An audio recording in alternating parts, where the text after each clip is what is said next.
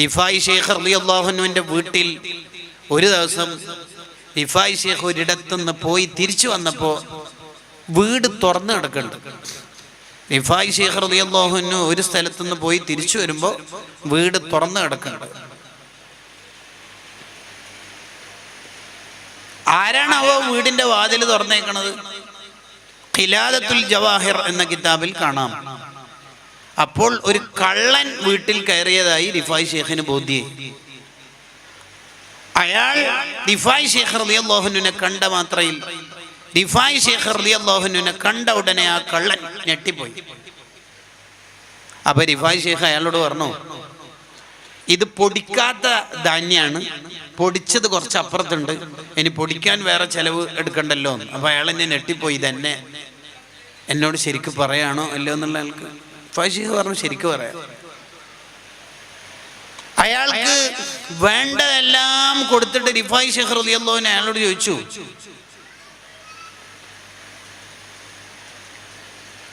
നിന്റെ വീട്ടിലേക്ക് ഇത് കൊണ്ടുപോകാൻ ആരും ഇല്ലല്ലോ, ചുമട്ട് തൊഴിലാളിയൊന്നും ഇല്ലല്ലോ, ഞാനും കൂടെ വരാം എന്ന് പറഞ്ഞ് റിഫായി ഷെയ്ഖ് പോയി. അയാളുടെ വീടിന്റെ അടുത്തെത്തിയപ്പോൾ റിഫായി ഷെയ്ഖ് റളിയല്ലാഹു അൻഹു പറഞ്ഞു, പിന്നെ നമ്മൾ പിരിയാണല്ലോ, നിങ്ങൾ എനിക്ക് പൊരുത്തപ്പെട്ടേർന്നു. അപ്പൊ ആ കള്ളൻ റിഫായി ഷെയ്ഖ് റളിയല്ലാഹു അൻഹുവിനോട് ചോദിച്ചു, ആ കള്ളനായ മനുഷ്യൻ റിഫായി ഷെയ്ഖ് റളിയല്ലാഹു അൻഹുവിനോട് ചോദിച്ചു, ഞാൻ നിങ്ങൾക്ക് പുറത്തുതരാനോ? നിങ്ങളുടെ വീട്ടിലല്ലേ ഞാൻ അതിക്രമിച്ച് കയറിയതും മോഷ്ടിച്ചതൊക്കെ, എന്നിട്ട് നിങ്ങൾ എന്നോട് നല്ല രീതിയിലല്ലേ പെരുമാറിയത്, ഞാനല്ലേ നിങ്ങളോട് മാപ്പപേക്ഷിക്കേണ്ടത്, നിങ്ങളെന്താ ഇങ്ങോട്ട് പറയണത്? അതിന് റിഫായി ഷെയ്ഖ് റളിയല്ലാഹു അൻഹു പറഞ്ഞത്, ഞാൻ വീട്ടിലേക്ക് കയറി വരുമ്പോൾ നീ വിഷമം കൊണ്ടും മറ്റൊക്കെ ആയിരിക്കുമല്ലോ ഇവിടെ കയറിയിട്ടുണ്ടാവുക, എന്നെ കണ്ട ഉടനെ പേടിച്ച് ഞെട്ടിപ്പോയിട്ടില്ലേ, അത് പൊരുത്തപ്പെടണേ മോനെ, ആഖിറത്തിൽ അത് അള്ളാഹുവിനോട് പറയല്ലേ. നിങ്ങൾ ആലോചിച്ച് നോക്കി, ആ കള്ളനായ മനുഷ്യൻ വീട്ടിലെത്തിയിട്ട് ഇങ്ങനെ ആലോചിച്ച് കരയാൻ തുടങ്ങി. ഇത്ര നല്ല സ്വഭാവത്തിൻ്റെ ഉടമയായ ഒരു മനുഷ്യൻ്റെ അടുത്ത് പോയിട്ടല്ലേ ഞാനിത് ചെയ്തത്. ഉടനെ അയാൾ റിഫായി ഷെയ്ഖിനെ തേടി വീണ്ടും വന്നു.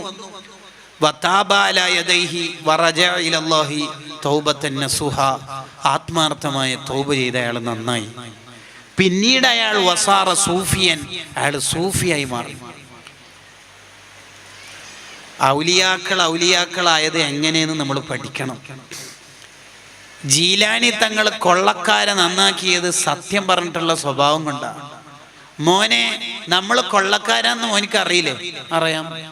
പിന്നെ എന്തിനാ മോൻ്റെ വസ്ത്രത്തിൻ്റെ ഉള്ളിൽ ഒളിപ്പിച്ചു വെച്ചിരിക്കുന്ന സ്വർണം പൊന്ന് ഉണ്ടെന്ന് മോന് ഇങ്ങോട്ട് തുറന്നു പറഞ്ഞത്? അതെൻ്റെ ഉമ്മ പറഞ്ഞനെ, ആരോട് കളവറിയല്ല മോനെ. ആ അര വരിയായിരുന്നു അവർ മുഴുവനും നന്നാവാനും തൗബ ചെയ്യാനും കാരണമായത്. ഈ കള്ളൻ നന്നാവാനുള്ള കാരണം എന്താ?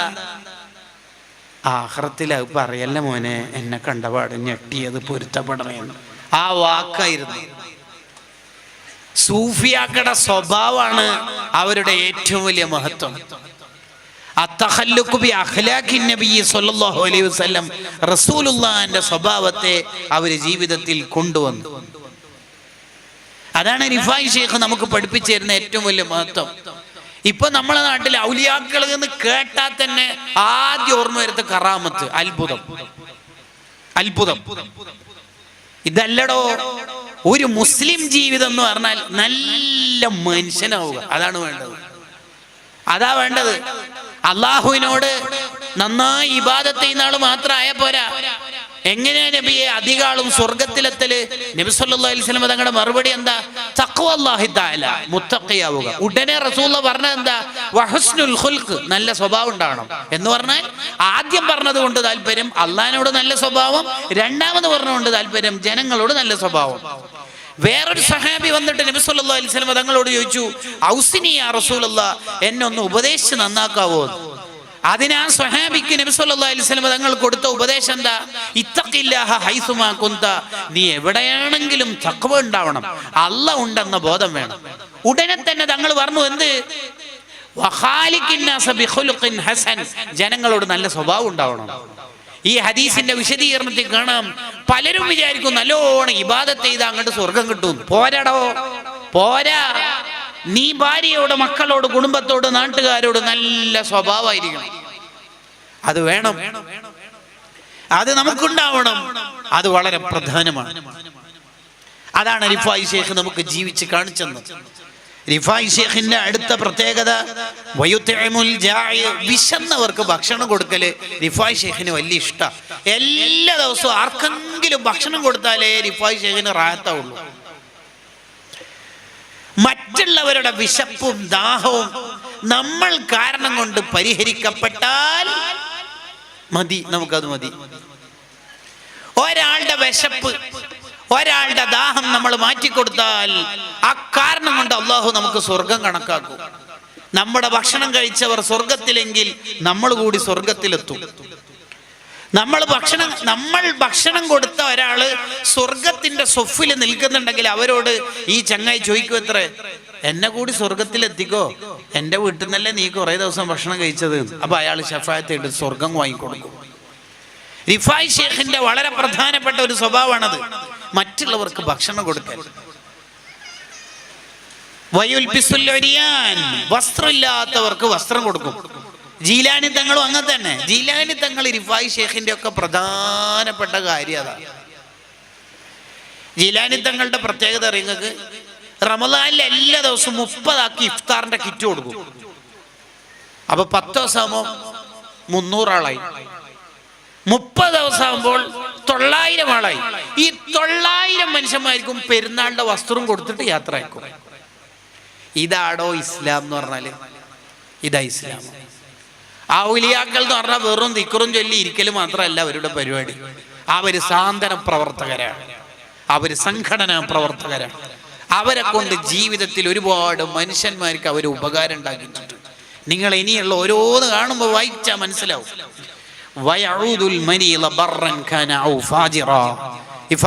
പ്രത്യേകത കേട്ടോളി. എവിടെ രോഗിയുണ്ട് എന്ന് കണ്ടാലും രോഗ സന്ദർശനം നടത്തും മഹാനായ അഹ്മദുൽ കബീർ റിഫാഇ റളിയല്ലാഹു അൻഹു. ഉമ്മു അബീദ എന്ന തന്റെ നാട്ടിൽ നിന്ന് പുറത്താണെങ്കിലും അവിടെയും കാണാൻ വേണ്ടി പോകും റിഫായി ഷേഖ് റളിയല്ലാഹു അൻഹു. ഇത് എവിടുന്നാണ് റിഫായി ഷേഖിന് കിട്ടിയത്? നബി സല്ലല്ലാഹു അലൈഹി വസല്ലം തങ്ങളുടെ പ്രത്യേകത അതാണ്. റസൂൽ സല്ലല്ലാഹു അലൈഹി വസല്ലം തങ്ങൾ പള്ളിയിൽ ജമാഅത്തിന് വരാത്ത ആരെങ്കിലും ഒക്കെ ശ്രദ്ധയിൽപ്പെട്ടാൽ മൂപ്പരെന്താ ഇല്ലാത്ത രോഗിയാണോ എങ്കിൽ തങ്ങൾ അന്ന് കാണാൻ വേണ്ടി പോകും. അത് മദീനന്റെ പുറത്താണെങ്കിലും തങ്ങൾ കാണാൻ പോകും. അല്ലാതെ ഒരാഴ്ച കഴിഞ്ഞിട്ട് ഡിസ്ചാർജ് ആയിട്ട് വരൂന്നാ പറയുന്നത്, നാട്ടിൽ വന്നാ കണ്ടാ പോരേന്നല്ല. രോഗം കാണാൻ ആ സ്പോട്ടിൽ അവർ പോകും. ഒരു രോഗിയെ നമ്മൾ സന്ദർശിച്ചാൽ അന്ന് വൈകുന്നേരം വരെ 70,000 മലക്കുകൾ നമുക്ക് വേണ്ടി ദ്വാരക്കുന്ന റിഫായി ഷേഖിന്റെ ഒരു പ്രത്യേകത. റിഫായി ഷേഖ് എന്ന് പറഞ്ഞാൽ കറക്റ്റ് ഒരു സാന്ത്വന പ്രവർത്തകനാവാൻ എന്തെല്ലാം നമ്മളെ ജീവിതത്തിൽ വേണോ അതൊക്കെ റിഫായി ഷേഖിലുണ്ട്. കരുണയുടെ ജീവിതമാണ് റിഫായി ഷേഖിൻ്റെ. ജനാസന്റെ കൂടെ പോകും. റിഫായി ഷേഖിനെ വളരെ പ്രധാനപ്പെട്ട ഒരു നന്മയായി കാണുന്നതാണ് ജനാസന്റെ കൂടെ പോകുക. അതിനൊന്നും നമുക്കിപ്പോൾ സമയമില്ല. ഒരാൾ മരിച്ചെന്ന് പറഞ്ഞാൽ തന്നെ എത്ര മണിക്ക് മയ്യത്ത് എടുക്കുമോ? കറക്റ്റാണോ? ഇനി ഡിലേ ആവില്ലല്ലോ? എന്താ ചോദ്യം അല്ലേ? ഡിലേ ആവില്ലല്ലോ, 10:30 തന്നെ എടുക്കുമല്ലോ അല്ലേ? ഇവൻ 10:30 വരെ ഉണ്ടാവോ? നിന്റെ ഈ അഹങ്കാരവും കിബറും ഇൻസ്റ്റഗ്രാമൊക്കെ തീരാന് ഒറ്റ വർത്താനം മതി. ഡോക്ടർ ബ്ലഡ് ടെസ്റ്റ് ചെയ്തിട്ട് പറഞ്ഞു പ്രശ്നമൊന്നുമില്ല, ഒന്ന് ക്യാൻസർ സെന്ററിലേക്ക് വിട്ടാലോ എന്നിങ്ങനെ പറയുമ്പോഴേക്ക് തീർന്നു നമ്മളെ ലൈഫ്. അത്രേ ഉള്ളൂടോ ഈ കിബറൊക്കെ. പിന്നെ നീ കട്ടൗട്ട് കെട്ടാനും ഫ്ലക്സിനൊന്നും പോവില്ല, ആലിമീങ്ങളെ തെറി വിളിക്കാൻ പോവില്ല, ഒന്നിനും നീ നിൽക്കൂല. ക്യാൻസർ ഉണ്ട് എന്നൊന്നും പറയണ്ട, ഒന്ന് ക്യാൻസർ സെന്ററിലേക്ക് അങ്ങനെ പറഞ്ഞാൽ മതി. അത്രേ ഉള്ളൂ. ഇതിനാണോ നമ്മൾ വലിയ അഹങ്കാരമായിട്ട് നടക്കുന്നത്? നമ്മളെ വയറ്റിൻ്റെ ഉള്ളിൽ നജസല്ലേ ഉള്ളത്? നമ്മൾ മരിച്ചു കഴിഞ്ഞാൽ വലിയ ദുർഗന്ധമുള്ള ഡെഡ് ബോഡിയുടെ ഉടമകളല്ലേ? ജനിക്കുന്നതിന് മുമ്പ് ബീജത്തുള്ളിയല്ലേ? പിന്നെ എന്തിനാ ഇപ്പൊ അഹങ്കരിക്കണത്? രക്തം, കഫം, ചലം ഇതൊക്കെ തന്നെയല്ലേ നമ്മളെ ഉള്ളിലുള്ളൂ. വേറെന്തപ്പോ ഉള്ളത്?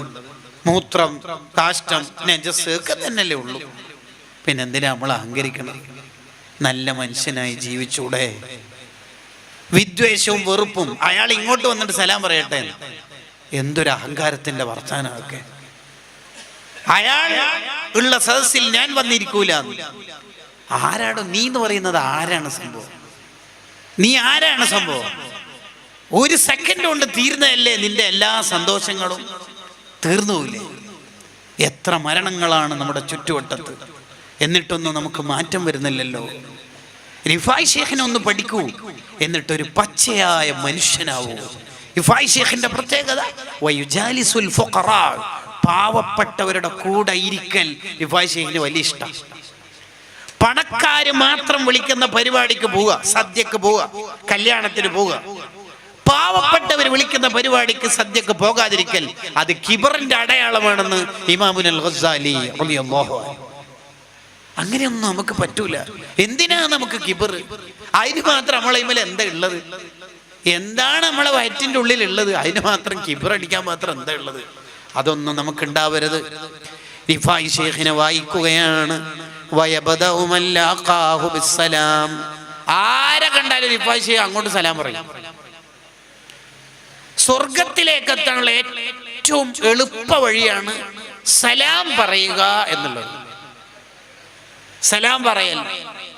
രണ്ട് മുഅ്മിനീങ്ങൾ തമ്മിൽ കണ്ടുമുട്ടിയിട്ട് സലാം പറയാതിരുന്നാൽ മലക്കുകൾ അത്ഭുതപ്പെടുവത്രേ. ഇത്രയും കൂലിയുള്ള നന്മ ഉണ്ടായിട്ടും ഇവരെന്താ മിണ്ടാതെ പോകുന്നത്? ഹലോ, നീ എടല്ലടാ, ആ ഞാനെത്തി, തീർന്നു. അങ്ങനല്ല, സലാം പറയണം. സ്വർഗത്തിലെത്താനുള്ള ഏറ്റവും സിമ്പിളായ വഴിയായി മഹാന്മാര് പഠിപ്പിച്ചതാണ് സലാം. സലാം. ഇന്ന ഫിൽ ജന്നത്തി ബാബൻ ഇന്ന ഫിൽ ജന്നത്തി ഖുറഫൻ. സ്വർഗത്തിൽ ഒരു കൊട്ടാരം തന്നെ ഉണ്ട്. ആ കൊട്ടാരം ആയിരിക്കാ? സലാം കൂടുതൽ പറയുന്നവർക്കാണെന്ന് നബിയുനാ റസൂലുള്ളാഹി സ്വല്ലല്ലാഹു അലൈഹി വസല്ലം. ഒരു ദിവസം 10 മുഅ്മിനീങ്ങളോട് സലാം പറയുന്ന സ്വഭാവം. അയാൾ എല്ലാ ദിവസവും 10 ആളോടെങ്കിലും ഏറ്റവും ചുരുങ്ങിയത് സലാം പറയുമെങ്കിൽ അയാൾ ഈമാനോടെ മരിക്കുന്ന ദഖീറത്തുൽ മആദ് ഫീ ശർഹി റാത്തിബിൽ ഹദ്ദാദ് എന്ന ഗ്രന്ഥത്തിൽ കാണാം. ഹദീസുണ്ട്. ഹദീസിനെ വിശദീകരിച്ച് മഹാന്മാരെ എഴുതി വെക്കണം. ഈമാനോടെ മരിക്കാനുള്ള ഒരു വഴിയാണ്. അടുത്തത് റിഫായി ഷേഖിന്റെ ഒരു പ്രത്യേകതയാണ് കാഴ്ചയില്ലാത്തവരുടെ, അന്ധന്മാരുടെ കൈ പിടിച്ച് നടന്ന് അവരെ എവിടെയാണോ എത്തിക്കേണ്ടത് അവിടെ എത്തിക്കും റിഫായി ഷേഖ് റളിയല്ലാഹു അൻഹു. റെയിൽവേ സ്റ്റേഷനിലൊക്കെ നമ്മൾ അങ്ങനത്തെ ആളൊക്കെ കണ്ടാലേ നമുക്ക് ഭയങ്കര ധൃതിയായിരിക്കും മിക്കപ്പോഴും.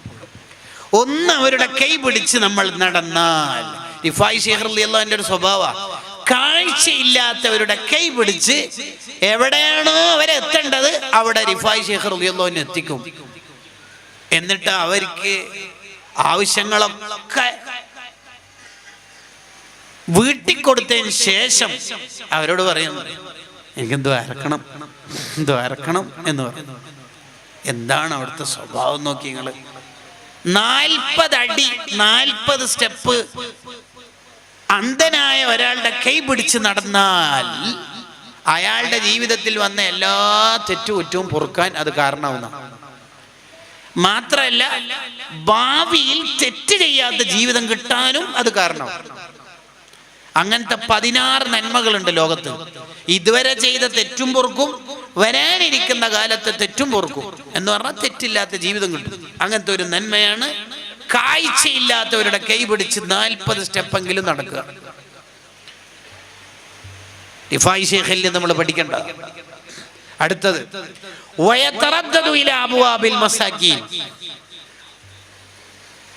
പാവപ്പെട്ടവരുടെ വീടുകളിലേക്ക് പോകും. അവർക്ക് ഭക്ഷണം എത്തിച്ചു കൊടുക്കും. പാവപ്പെട്ടവരുണ്ടാവല്ലോ, ജോലി ചെയ്യാൻ കഴിയാത്ത, കഷ്ടപ്പാട് അനുഭവിക്കുന്ന പാവങ്ങൾ, അവരുടെ വീട്ടിൽ ഫുഡിന്റെ കിറ്റ് എത്തിച്ചു കൊടുക്കും. ഈ സാന്ത്വനം വളണ്ടിയേഴ്സ് SOS പദ്ധതി നടപ്പാക്കുന്നത് വെറുതെ അല്ല, ഔലിയാക്കളുടെ ജീവിതം അങ്ങനെയാണ്.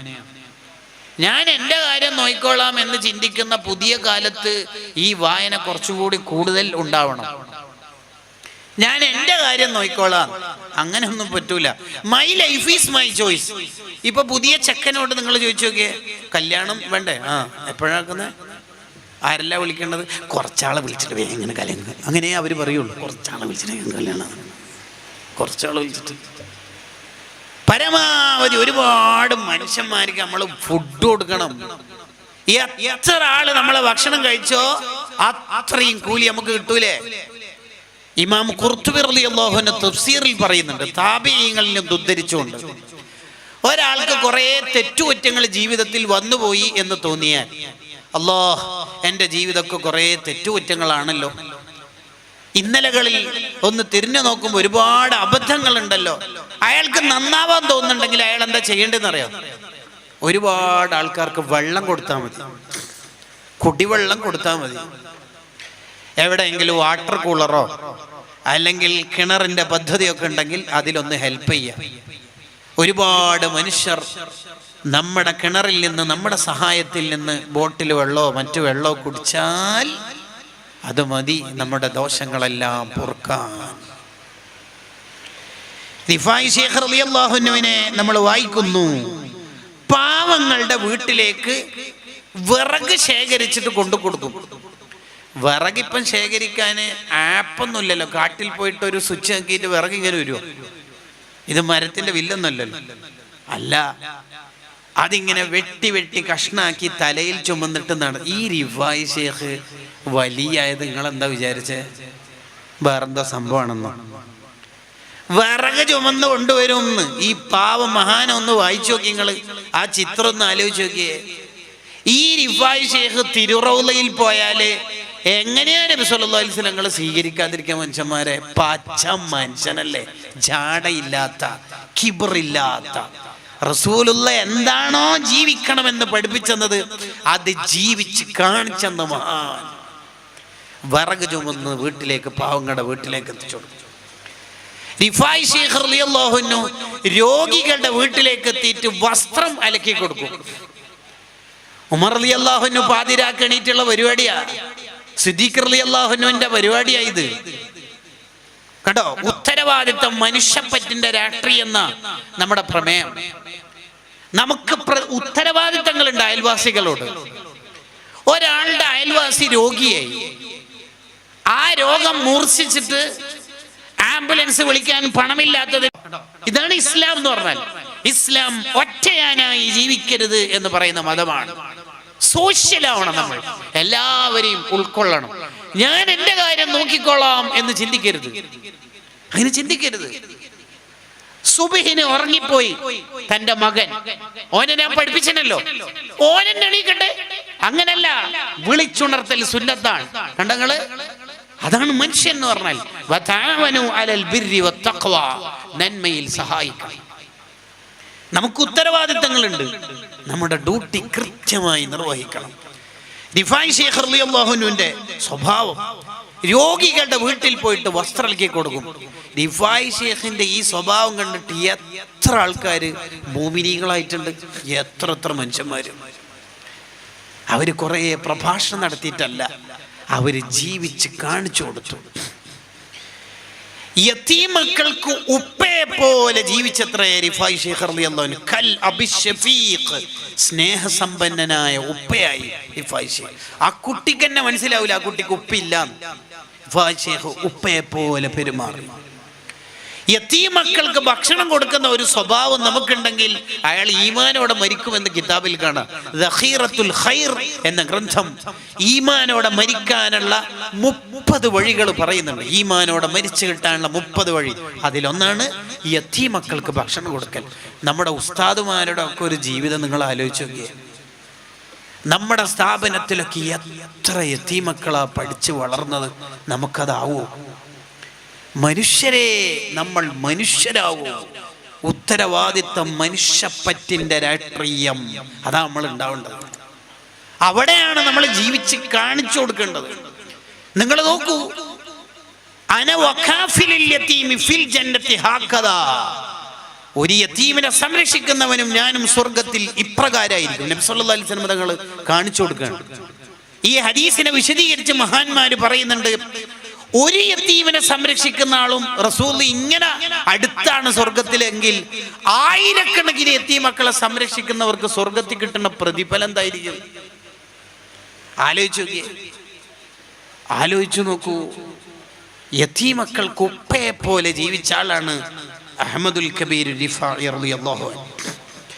നിങ്ങൾ നോക്കൂ, റിഫായി ശൈഖ് റളിയല്ലാഹു അൻഹുവിനെ എത്ര പറഞ്ഞാലും ഈ ഒരു ചെറിയ സദസ്സ് കൊണ്ടൊന്നും അവസാനിപ്പിക്കാൻ പറ്റൂല. എന്നാലും ഞാൻ എൻ്റെ സംസാരം അവസാനിപ്പിക്കുകയാണ്. റിഫായി ശൈഖ് റളിയല്ലാഹു അൻഹുവിൽ നമ്മൾ പഠിക്കേണ്ട അടുത്തൊരു പാഠം, സംസാരിക്കാൻ ഉദ്ദേശിച്ചാൽ മഹാനവറുകൾ ആലോചിക്കും, ഞാൻ ഇത് സംസാരിച്ചത് കൊണ്ട് ഖൈറുണ്ടോ? ഉണ്ടെങ്കിൽ പറയും, ഇല്ലെങ്കിൽ മിണ്ടൂല. Think twice before speaking. രണ്ടു വട്ടം ആലോചിക്കണം, ഞാനിത് പറയണോ, ഗ്രൂപ്പിൽ അത് പോസ്റ്റണോ, വോയിസ് ഇട്ടാൽ അതൊരു വേറെ അർത്ഥത്തിൽ വായിക്കപ്പെടുമോ, ആ വോയിസ് ഷെയർ ചെയ്യപ്പെട്ടാൽ വിവാദത്തിന് കാരണമാവോ, വേണ്ട. വൺസ് ടൈം ആയിട്ട് ഇട്ടാലോ, അപ്പൊ വേറൊരാൾ ഫോൺ എടുത്തിട്ട് അത് ഓണാക്കിയിട്ട് വേറെ ഫോണിന് റെക്കോർഡ് വേണ്ടല്ലേ. വേണ്ട. എല്ലാ സാധ്യതയും കണ്ടിട്ട് നമ്മളൊരു കാര്യം ചെയ്യാൻ പറ്റുള്ളൂ. ഖൈറുണ്ടെങ്കിൽ മിണ്ടും, ഇല്ലെങ്കിൽ മിണ്ടൂല. പറഞ്ഞു കഴിഞ്ഞിട്ട് ടെൻഷൻ ആവരുത്. ലുഖ്മാനുൽ ഹക്കീം റളിയല്ലാഹു അൻഹു പറഞ്ഞല്ലോ, ബുദ്ധിമാന്റെ നാവ് ഹൃദയത്തിന്റെ പിന്നിലായിരിക്കും. ആദ്യം ആലോചിക്കും മൂപ്പര്. അടുത്തത്, ഒരൊറ്റ സമയവും കളയാത്ത മഹാനാണ് റിഫായി ശൈഖ് റളിയല്ലാഹു അൻഹു. എന്തെങ്കിലും ഒരു ഖൈർ ഓരോ സമയത്തും ചെയ്തുകൊണ്ടിരിക്കും. റിഫായി ശൈഖ് റളിയല്ലാഹു അൻഹു പറയൂ, എത്രേ ആവശ്യമില്ലാത്ത കാര്യത്തിൽ ഒരാൾ എൻഗേജ് ആയാൽ ആവശ്യമുള്ള കാര്യങ്ങൾ ചെയ്യാൻ അയാൾക്ക് തൗഫീക്ക് നഷ്ടപ്പെടും.